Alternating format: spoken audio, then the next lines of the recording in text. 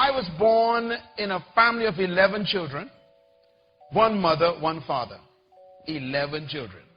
I am number 6, right in the middle.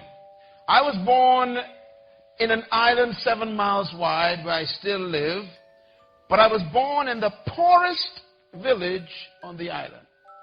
It's called Bainstown, named after a person. I was born in a wooden house on 4 big rocks to keep this wooden house from being on the ground so that the roaches and the rats wouldn't get in. Well, they got in. This wooden house had 2 bedrooms and another room that served as kitchen, dining room, and sitting room all in one. It was made out of clapboard, they call it in the Bahamas, which was your low-income battered house that you had to keep patching up. 1 bedroom was for my mother and father. The other bedroom was for my 7 sisters. So there were no more bedrooms. So myself and my 3 brothers had to sleep on the wooden floor on these mats that we got from our mother and father. We would cover ourselves with dirty sheets that would be washed every weekend. And we were bitten by rats and roaches crawled over our bodies. And mosquitoes were our best friends. We would wake up with blotches all over our bodies. I remember many times we couldn't sleep because of the mosquitoes. And we lived that way, but we were very happy because we didn't know we were poor. Everybody else was poor. There was no comparison. And I remember my mother and father telling us that we must learn the Bible no matter how difficult life became. And they would teach us from this book about God and about Jesus Christ and about his sacrifice for us. And as kids, we grew up with those conditions. And as you grow older, you begin to question, why are we poor? Because you begin to see other people's lifestyles. And I remember crying out to God one time at age 13. I said, if you exist, you got to speak to me and explain this to me. And it was at age 13 that my life was transformed. Because that night at 3 a.m. outside on the dirt ground, under the stars in the Bahamas, with tears running down my face, I asked God to explain to me why we were poor. His answer was simple. He says, because of your mind. That began a journey for me. I surrendered my life to God that night at age 13. I never went back. At age 14, I wrote on paper everything I wanted to be and to do. Today, I am doing those things. And something happened between sleeping on the floor and flying my own jet today. Now, what happened is I had a mental transformation. Nothing changes until your mind changes. You can change your clothes and still have the whole mind. You can change your location and still have the old mind. You can change your house and still have the old mind. Nothing changes until your mind changes.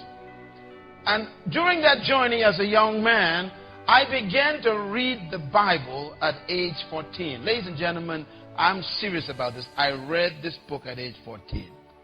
I read through the entire book, and I didn't understand nothing. Because the Bible is a very complicated book. And also I read it in the King James Version, which is even worse. But I read it because I wanted to know what God said to man. When I was 15 years old, I read the Bible again, completely through. And I began to understand it. By age 16, I began to memorize big chunks of this book. And my school lessons went from F to A. I became an A student because of this book. I graduated top of my school in high school because of this book. It taught me that nothing was impossible. So my whole life was changed because I fed myself new information from that book, which changed my concept of me. And I discovered things like this. The greatest tragedy in life is not death. Some people think that when someone dies, that's the worst thing that can happen to you. That's not true. I discovered that the greatest tragedy in life is not death, but it's life without a purpose. It is more tragic to be alive and not know why than to be dead and not know life. Because when you are alive, you got to explain what you're doing with your hours, with your minutes, with your energy, with your talents, with your time. You got to explain, why am I here and what did I do last week with my life? Most people are living as an experiment. I discovered that there are 5 questions that everybody must answer to become successful. I discovered these when I was 15 years old. Write them down. The first question every human must answer to become successful are these questions. And every one of you in this room got to deal with these questions. Question number 1, who am I? It's a tough question. And some of you think you've answered it, but it's not an easy question to answer. Normally when I ask people who you are, they tell me what they do. I didn't ask you what you did. I asked people, who are you? They say, I'm a nurse. I didn't ask you what you did. I want to know, who are you? How do you identify yourself? You shouldn't confuse yourself with your career. Your career is temporary. That means when you lose your job, then you lose your life. Who are you? Second question you must answer is, where am I from? Very important question. It's a tough question. As a matter of fact, humans have been trying to answer these questions for over 2,000-3,000 years. Today, they have been even attempting to say that you are from monkeys. They talk about evolution. They talk about man starting as a slime that became a salamander, that became a tadpole, that developed into a frog, which became eventually an ape man, that became a human. Well, I don't know about you, but I ain't no ape, and I ain't no tadpole. But they try to explain that you came from some big bang that caused some genetic coding in the slime, in the abyss of 6 billion years ago, all this stuff they talk about. They're trying to explain where you're from. You see, until you know where you're from, you don't know who you are. What is your source? Where did you come from? It's a very important question. And the third question I had to answer and grapple with is, why am I here? That's a tough question. Why were you born? Why were you conceived? Why are you on this planet right now? Why did you come to earth? These are tough questions. And the person sitting behind you have not yet answered that question. Because it's a hard question. We don't even like to think about it. Why am I here? We ask that question silently. We don't talk about it publicly much. Because we are afraid we don't know the answer. Why were you born?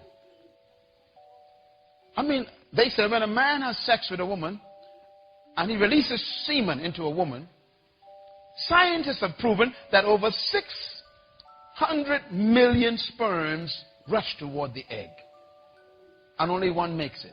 And guess who that was? And my question is, why did 599 million sperms die so that you could live to come to this planet? Was there a reason why the divine creator chose that specific sperm for you to come at this time? Why did you come here? It's a tough question. You didn't come here just to make a living and pay bills and then die.